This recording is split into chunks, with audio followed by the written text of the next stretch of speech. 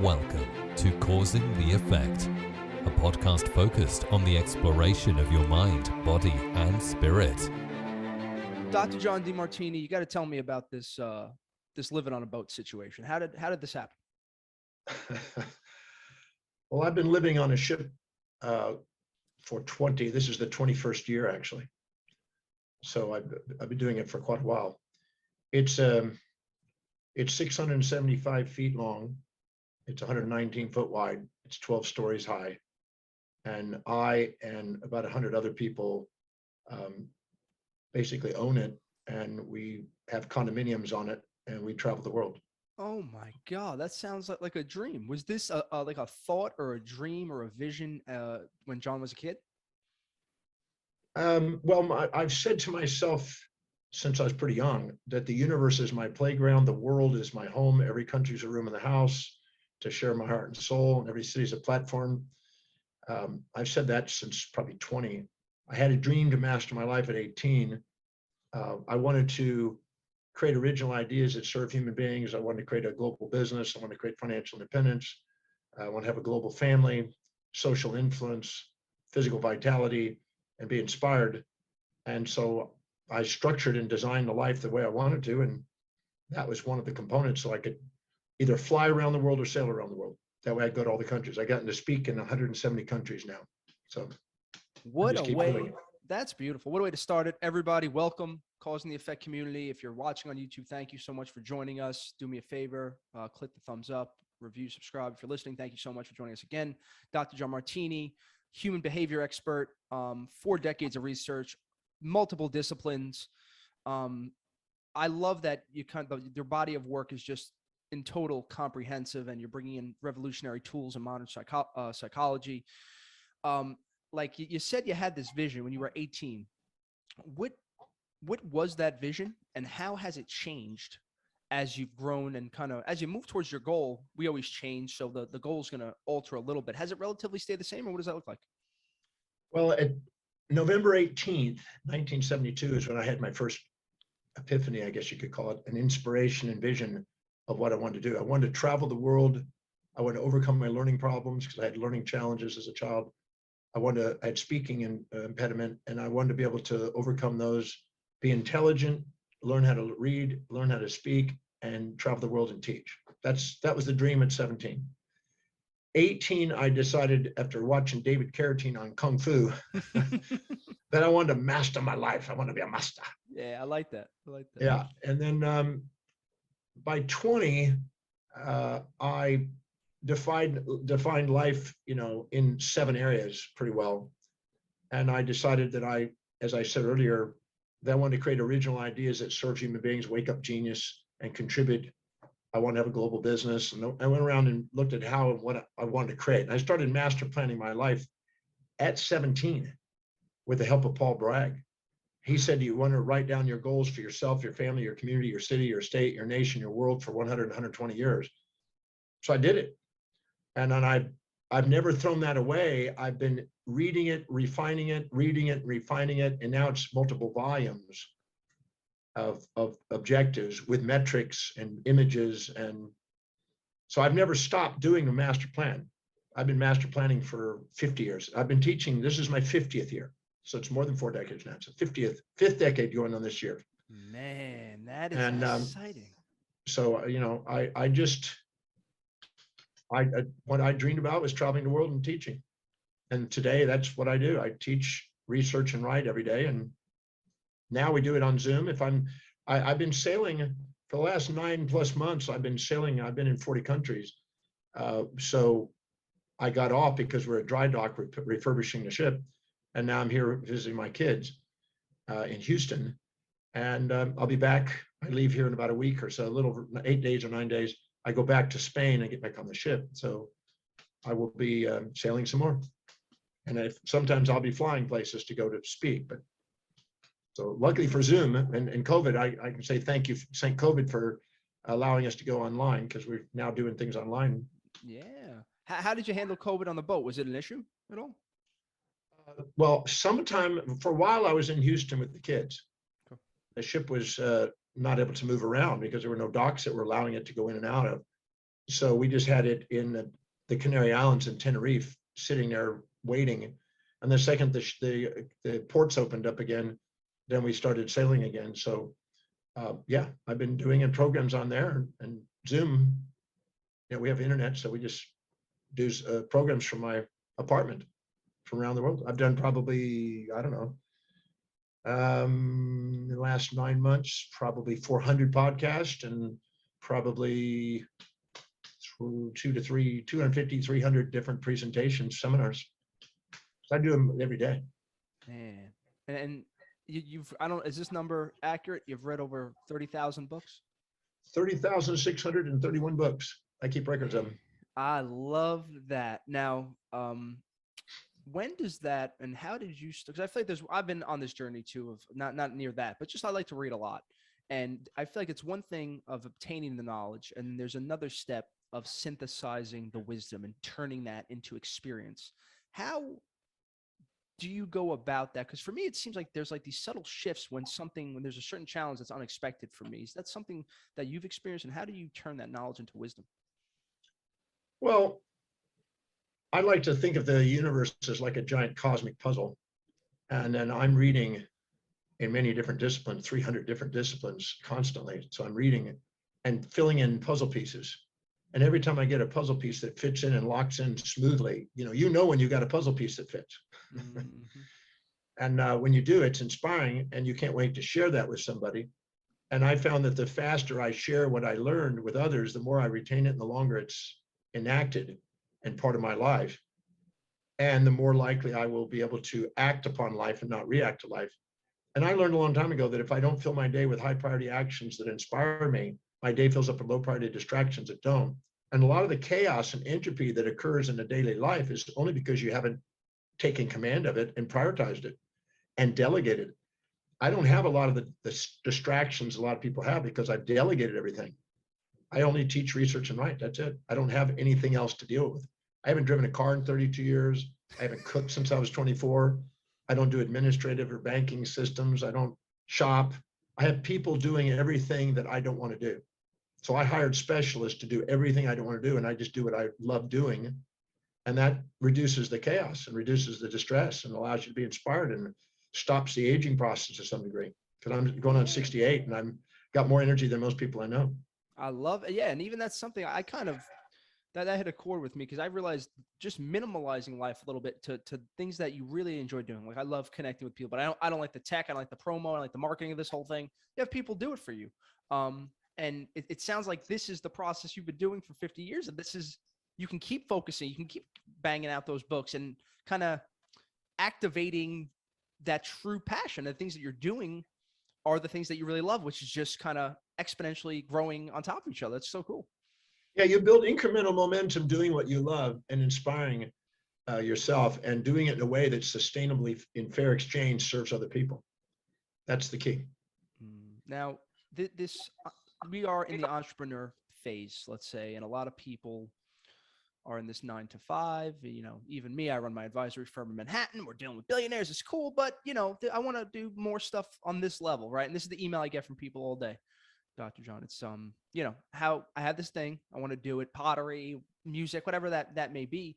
How do people go about activating that entrepreneur? Is it throw everything against the wind and you got to burn the boats to take the ship, or is it do a little bit like how does that look, and how do you help people kind of activate that entrepreneurship? The entrepreneur is sitting dormant inside, and all we have to do is prioritize our life and start doing the things that are truly deeply meaningful, and it awakens. So too for our leader. So the second we do things that are not really important to us, low priority things, and inject the values of others, we are a follower. And the second we prioritize and do the things that are truly meaningful that serve people, we wake up our entrepreneur. There's no anxiety being an entrepreneur if you're really doing what you love in a way that serves people, because you got a demand for your supply. It's when you try to impose an assumption from exaggerating yourself and minimizing others, assuming you know what they need, or minimizing yourself and exaggerating others, assuming you need to sacrifice. When you actually create a sustainable, fair exchange with people, things start to work. So living by your highest values makes you more objective and more wise and less subjectively biased and more objectively neutral in the fair exchange market, and allows you to make sure you are attentive to people's needs and meeting their needs, doing what you love. Mhm. And I feel like people that I discuss, and I heard you whisper that earlier of the, it sounds like your highest value is to serve others. Um, what was the hardest part in that process before we're seeing the kind of, you know, you have the monetary income, you've been doing this for decades. What was the hardest part of that journey? Because for at least me, having the idea of an entrepreneur, I'm used to getting paid from a boss, from a company, from a hedge fund, from something where I'm able to, when I think about me, my own making money, that limiting belief kind of stops me. And I guess that creates inaction. Did you have to deal with that at all as a young man? Yeah, I mean, I had, anytime I exaggerated myself and didn't meet my customers' needs, I got humbled. And anytime I sacrificed myself for others, I got pissed. So I had to find the balance between those two, because one will bore you out and one will burn you out. Yes. So I tried to find the medium between those two. And when you do, you find your niche. You find the thing that people want, you find the thing you want to give, and then you're in motion. So it's a steady process. You can go and learn the wisdom of the ages with the aging process. You can learn the ages without the aging process by, standing on the shoulders of giants and mentoring if necessary. But most people have to find that middle ground between give and take. And sustainable fair exchange is the only thing that lasts. If you try to get something for nothing, you'll get humbled. If you try to give something for nothing, you'll get mad. If you try to give something for something that's fair exchange, you'll end up growing. And it's just finding that every symptom in your body, every symptom in your psychology, every symptom in your sociology, every symptom in your business is a feedback to get you authentic in fair exchange. So the world's giving you feedback daily. You can't miss it. You get stubborn with your ideas about how it's supposed to be, but if you just watch what it's doing, it's guiding you into something that works. Yeah, that being authentic has been the goal for me the last couple of years. You're familiar? I'm sure you know all these books. The four agreements. You came across that book. So that one of those rules of, speak completely true in everything you say. And I started doing that me at COVID. I started realizing, oh man, I'm not lying. It's just you try to make yourself look a different way. And it was just such a surprise to me of how much of a, you exaggerate or try to put this ego out there or that person. How was your process of becoming that most authentic version of yourself and speaking absolute truths 100% of the time? Because I'm sure that has something to play in your value structure of life. And in different social settings, you sometimes have subjective bias. The moment you minimize yourself to somebody, you're going to skew things. The moment you exaggerate yourself, you're going to skew things. So it's going to teach you how to love people, not put them on pedestals or pits. Because the imposter syndrome, see, if you look down on people, you exaggerate yourself with pride and you're too proud to admit what you see in others inside you. When you look up to people and put them on a pedestal, you minimize yourself with shame, and then you're too humble to admit what you see in others inside you. And both of those are skewed, subjective, biased interpretations of you and them. And so eventually you find out those don't work, they don't sustain. And I don't live in the fantasy that you're supposed to be stable 100% all the time, 24 hours a day, always authentic. I don't think that's real. I think you're going to be gyrating around based on your perceptions of reality, with internal feedback systems bringing you to homeostasis and authenticity. And then sometimes you're perturbing and you're disturbing, and then you're having to come back and reclaim yourself again. And I think that's more realistic for people. But you can increase the frequency and duration and intensity of being yourself by the observations and mastery of perception. The greatest discovery that William James found was that people can alter their lives by altering their perceptions and attitudes of mind. We have control of our perception, decisions, and actions. That's it. So if we balance our perception, we're going to end up balancing out our actions, and we're more likely to be authentic. So it's a journey. I don't want to give a person the impression that I'm always exactly 100% centered and everything else, because that's not real. And I don't even have a false expectation a fantasy that I'm supposed to be that way 24 hours a day. Yes. I just know the signs of when I go off and when I get back on, and it's a constant thing, just like in your physiology. Sometimes you go one direction and you get homeostasis, get back, and you're learning as you go. And you love yourself for all the journey. You can't sit there and compare yourself to a fantasy and then expect to love yourself. So many people are trying to get rid of half themselves, trying to find a love for themselves. It's not going to happen. You got to love all sides. I'm nice, I'm mean, I'm kind, I'm cruel, I'm positive, I'm negative, I'm this, I'm that, I'm all the above. I found out I went through 4,628 traits in the Oxford Dictionary. I found I had every one of the human behavioral traits. Kind, cruel, nice, mean, open, closed, sometimes honest, sometimes dishonest. When I looked honestly at myself, I had them all. So I don't live in a fantasy that I'm supposed to be getting rid of half of myself and only be one side. That's futile. It sounds like you've mastered the acceptance part of Yeah, love yourself for all parts. You need different parts. If somebody's about to steal your car, or I love it when you go to the airport and they say, well, somehow there's been a glitch and your first class ticket, even though you have 20 million miles on our airline, somehow has been oversighted and missed. You may have to go next week sometime. We'll see if we can get you a flight. I don't sit there and go, I say, I want Richard Branson here now. Now, get him here now. Get him now. So I don't live in a fantasy. I'm supposed to be a one-sided fantasy thing. I think that disturbs people trying to set up an idea like that. I'm a human being, and I'm learning as I go, and I love both parts of me. And I found out that when I'm tough on people, they grow from it. When I'm easy on people, they grow from it. So either way, I'm not sitting there going, I have to be one-sided. I'm a human being with all sides. You support me, I can be nice as a pussycat. You challenge me, I can be mean as a tiger. I'm a nice tiger. Nice tiger. I like that. I like that. Now, it sounds like acceptance has been a hard thing for me when it comes to setbacks. When things are going good, it's easy to keep the momentum, but the second something pops up, tends to lead to inaction. How do you turn those setbacks into comebacks? Well, I ask, what is the mission first? I start from the highest value. I start from the mission and ask, what is the highest priority action I can be doing today that will serve the greatest number of people in the most efficient, effective way, in a way that inspires me? And I get back to priority. Now, I've been doing the priorities for a long time, and I already know what they are. And so I just do those because I've delegated everything else. I learned not to be doing anything other than the highest priority things and delegate the rest away. So I've got people doing all that. And so that is a momentum building process right there. So I don't really have to be distracted by things because I don't have anything except my agenda has podcasts, edit, write book.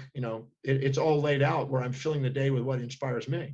So I don't really have anything to distract me.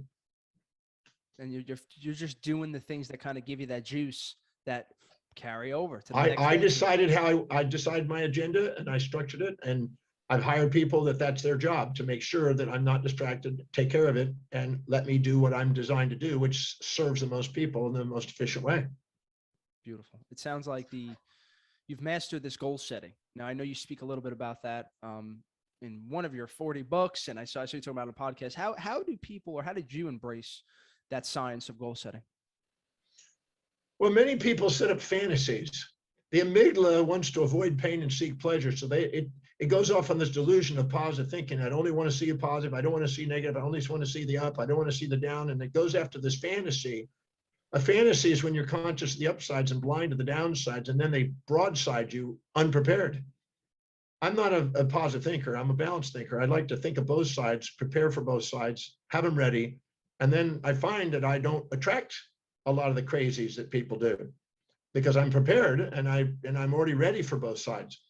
Because, if you're going to Mars, imagine Elon Musk going to Mars and how many times he had exploding spacecraft before he finally got one that could re-land, and how many times to go up and come back down. I mean, he had to go through trial after trial after trial after trial after trial, explosion after explosion, billions of dollars spent and everything else.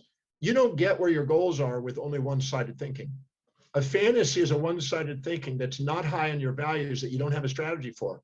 An objective is something that's got both sides thought out. You're prepared for both sides. You've got a strategy doing it, and you're taking actions that are high priorities on that strategy, and you achieve more.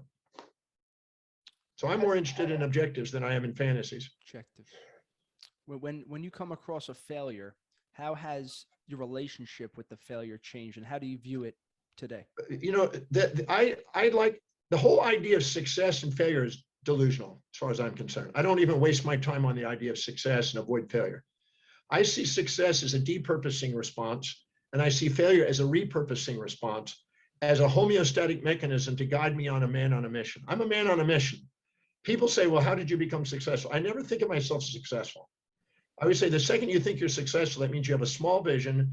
You've actually got pride in the way of your next step, and you're on your way down. So I don't waste my time on that term. I'm just interested in being a man on a mission, pursuing what's highest in priority, and I do it consistently and try to do my best to refine it daily.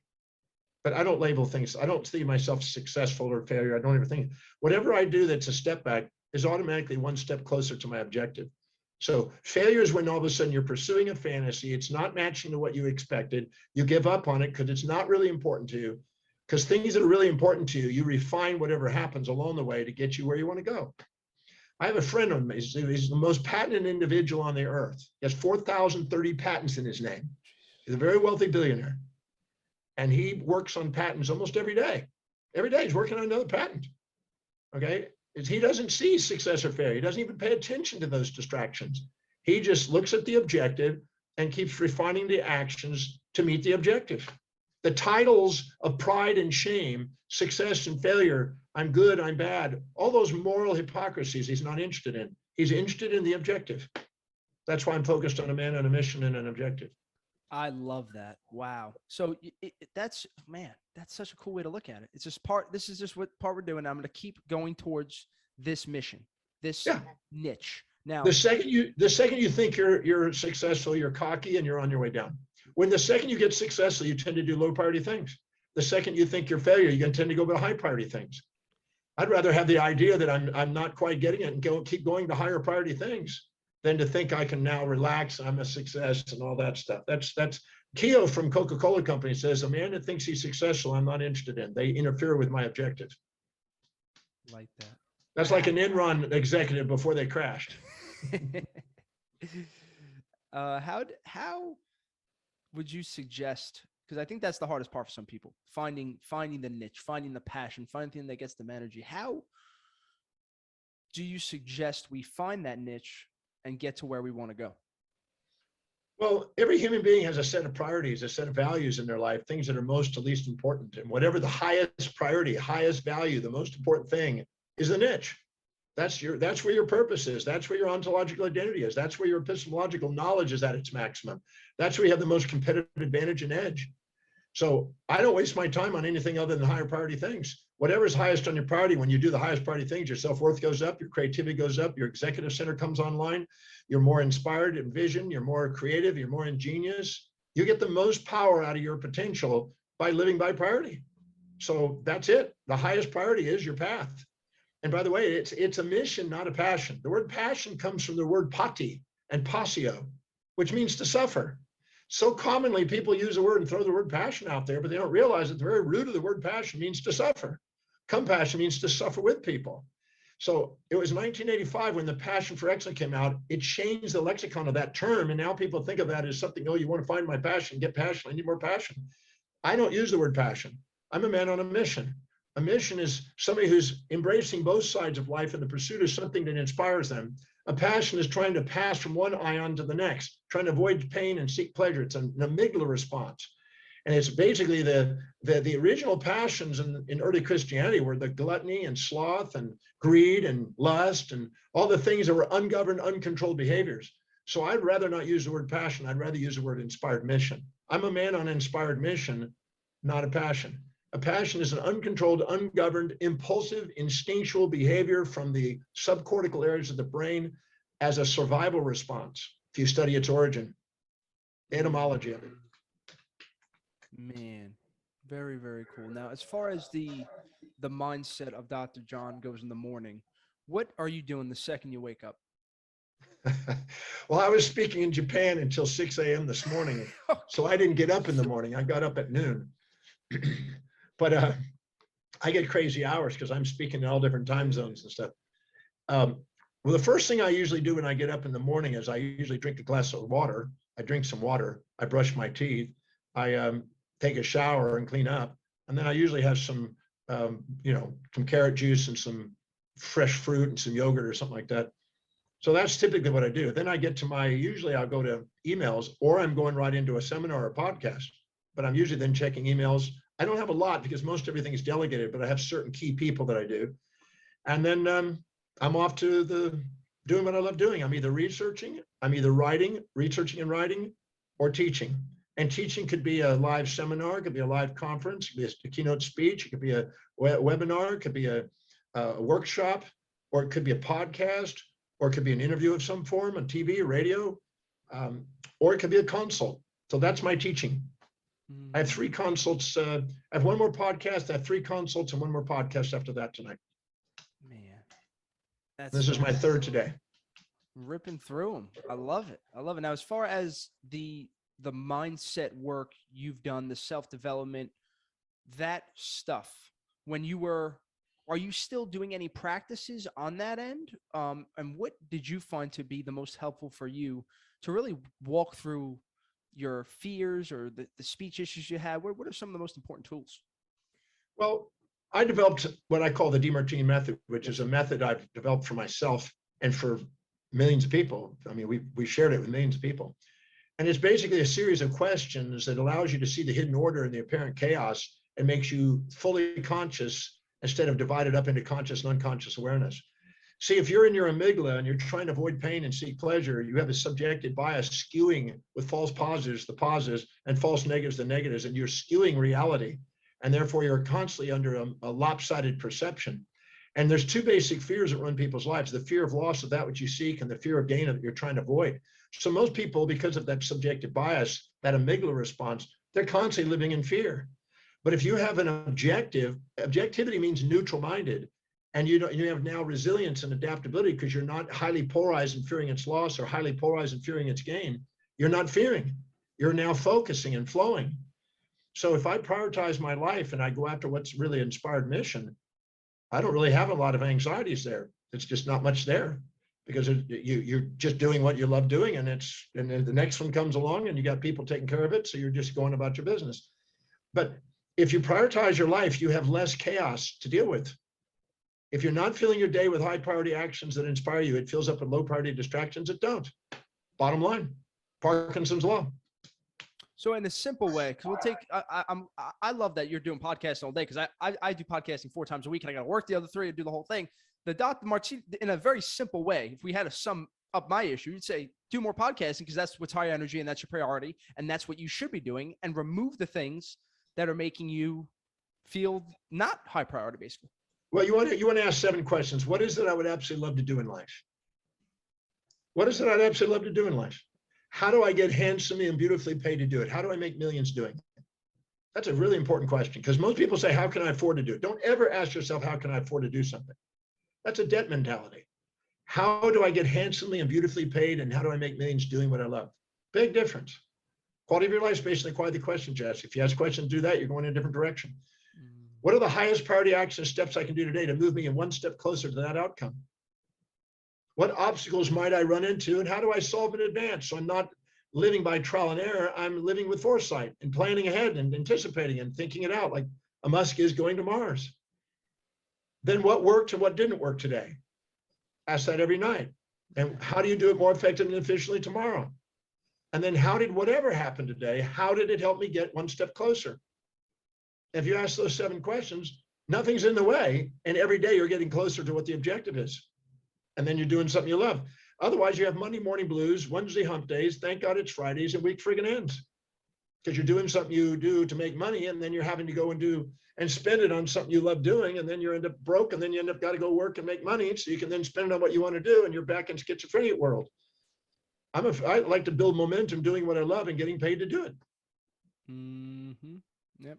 It's resonating with me, Doctor. And it's funny that, I would say when you say that to me, what's that first question? Because all I want to do, I would say similar to what you're doing, teaching people, helping people, connecting with people, speaking, all this good stuff. But for me as a child, I dealt with a lot of social anxiety, a lot of stage fright, let's say.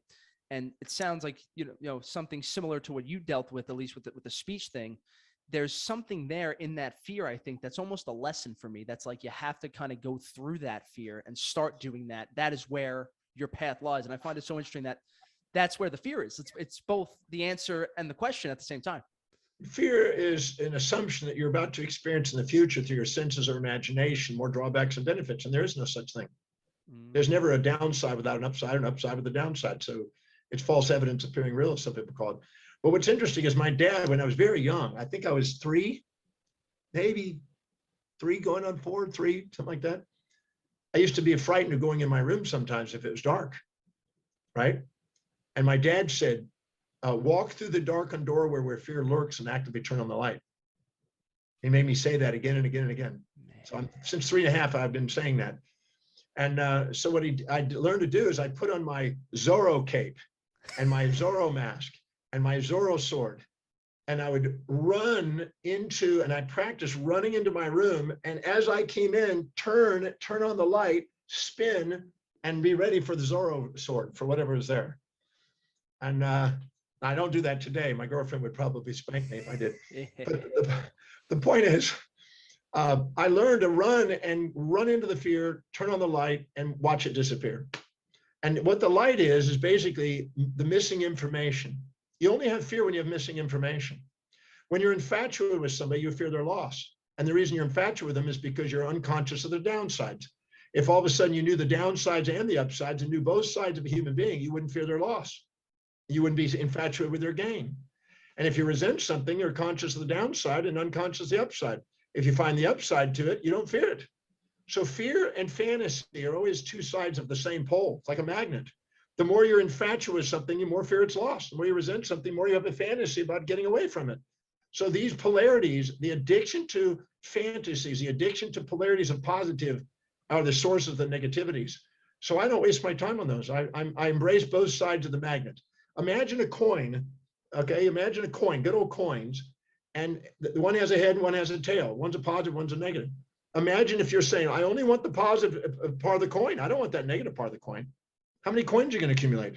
How much self-worth and net worth are you going to accumulate? None, because you're trying to get rid of half of what you need. So I'm embracing both sides of the coin, both sides of the magnet. And if I pursue life embracing both sides of the magnet, I don't have a fear of loss. I don't have a fear of gain. And I'm now resiliently adaptable and able to walk my path and appreciate both sides of life. Beautiful. It sounds like there's a lot of Buddhist thoughts in what you're saying, the middle way. How much? The middle path, the Taoist. Right? Yeah. In Christianity, they called it equanimity. And sin was inequity. So it's the same thing. No matter what you do, it's a perennial philosophy around the world. I know there's we're talking a lot of science and mindset, but how much did or does it not, did spirituality affect your readings? Did it help you? Is that something even that you've kind of, I'm sure you've dabbled. In my 20s, I was studying comparative religions too.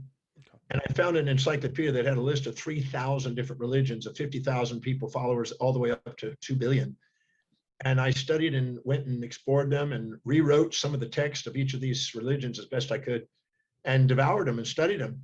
And then I kind of reached a point where I realized that a lot of those were anthropomorphic deities that were created as a mechanism of compensation for fears and phobias in our life, and was basically the opium of the masses sold with moral hypocrisies that would trap people and disempower people and keep them childish and not allow them to master their life. So I studied them, I appreciate them, I understand them, but I'm not attached to any of them. I'm looking at the perennial wisdom that's common denominator in all of them. And that's what I was interested in. And that's basically to love each individuals and be inspired by your life and realize that all of those things are inclusive, not exclusive. We're not here to make this group, the in-group, out-group biases that we see in many religious organizations is not the very essence of the religion. It's the existence of the average people who don't really understand it in its fullness. So I'm a firm believer of loving people and realizing that there's more common to us than there is difference. Yeah, it sounds like you're incorporating all the good parts of some things, Taoism, Buddhism. I'd rather take them all. I mean, I have a course that I teach on comparative religions of the world. Oh, cool. And I love doing that course because I help them to see beyond it and not be trapped by any of it. Wow, very cool. What is the priority mindset to you? The priority mindset is simply identifying what's truly what your life demonstrates is spontaneously most inspiring to you and sticking with it. Doing the one thing, as Gary Keller says, that builds momentum that is unstoppable. In my case, it's just teaching. That's the number one thing that I do is teach. And my responsibility is to learn and write and to organize the knowledge. Organized knowledge has power, so I research and write every day so I have something to share. And I try to stand on the shoulders of the greatest minds that have ever lived on the planet in different fields, every field. Very, very cool. Now, out of all these books you've read, which one stuck out to you? Or is there, you can give a couple, because I have a lot of young, I would say, most of my listeners, 24, 28. What's something that we haven't heard of or something that we should pick up? I think the greatest book that you're going to read as a human being is by Mortimer Adler, called Syntopic in Volumes 1 and 2. It's a 2-volume set. Mortimer Adler. It's produced by the great books of the Western world, the Great Ideas series by Britannica. It is the 2 greatest books that an individual can read if they want to master their lives. Just find it. Mortimer Adler. There it is. Got it. Syntopic in Volumes 1 and 2. It's about 900 pages each. There's 2 volumes. And what it is the summary of the greatest ideas by the greatest minds over the last 2,700 years, summarized into 2 books. Beautiful. When did that come out? Is that old? Oh, that's been out quite a while. So I think it goes back to the 40s or 50s, last century. Wow. Very cool. Awesome. Well, Dr. John, thank you so much for your time. Everybody, you could find, we're going to put the D Martini Method where you could find Dr. John below. Anything coming up? Any new books coming out that you want to talk about? Or I've got 2 new books coming out that'll be out soon on personal development. I've got it. We just in another 2 books that some other people are doing, 50 legends, and another one we're doing with Oprah on heroes, leaders, and legends. oh, cool. And we're working on a couple of movies. We got stuff going on left and right. There's anything to do with education, anything to do with sharing ideas, I'm involved in. Man, that is so amazing. How much are you working a day? Is it all day? You're just going in all day? Well, it depends, and it depends on where I'm at, what I'm doing. If my girlfriend's visiting, she likes to do her meditation, her yoga, her workout, and everything else, and then we'll catch up for lunch. And then she likes to have her space to do her things because she's a singer and actress and model, and so she is doing her thing. And we rendezvous throughout the day when we're together on the ship, or sometimes she's gone and sometimes I'm in a different location and we're doing different things. But my day is mainly teaching, researching, and writing. That's most of my day. Beautiful. And if I'm on the ship, there's a lot of Nobel Prize winners and a lot of great speakers, a lot of people that come on. Sometimes we have them come in on Zoom, and anybody that we want to go and learn something from, we bring them in on Zoom and just pay for it. And then we get education. So I'm either learning or I'm teaching or I'm writing or I'm researching most of the day. Wow. Incredible. Dr. John D Martini, thank you so much. Everybody, you could find all the info and all the information where to find Dr. John in the notes below.